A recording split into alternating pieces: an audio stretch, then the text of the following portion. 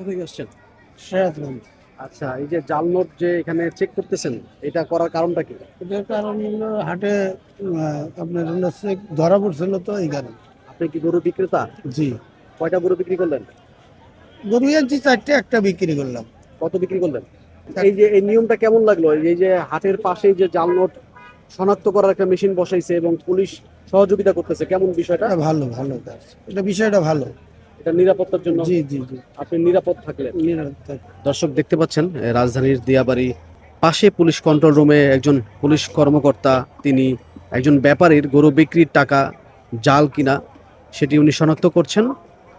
ব্যাপারী এখানে এসে ওনাকে জানালেন যে আমি জাল নোটগুলো অথবা এগুলা ভালো নোট কিনা, আসল কিনা অথবা নকল কিনা আমি এটা যাচাই করতে চাই।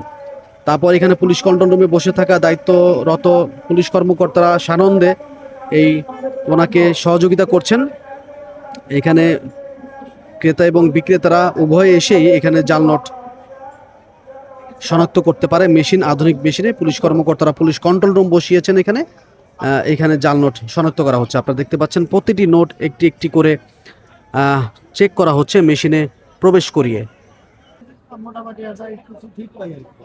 জাল হইলে মোটামুটি ধরতে পারবো। তারপরে আচ্ছা, আপনি পুলিশের কাছে কেন আসছেন জাল নোট চেক করতে? জাল নোট চেক করতে আসছি, কারণ যদি এখান থেকে যাই, আমি তো এখান তাক চিনি না, ঘুরাইতে আসলে তো আমার তো অনেক ক্ষতি হয়ে যাবে, ওই জন্য চেক করতে আসছি। এর আগে কি এমন কোনো দুর্ঘটনার সম্মুখীন হয়েছেন? না, এর আগে হয়নি। আচ্ছা, অনেকে আসতেছে জাল নোট চেক করতে, আপনারা কিভাবে সহযোগিতা করতেছেন? আমরা যে কোনো জাল নোট আসলে আমরা মেশিনের মাধ্যমে এক একটা করে চেক করে দিচ্ছি। আচ্ছা, এই পর্যন্ত কোনো জাল নোট পেয়েছেন কিনা? না, আজকে আমার সকাল 8টা থেকে এই পর্যন্ত কোনো জাল নোট আমরা পাইনি।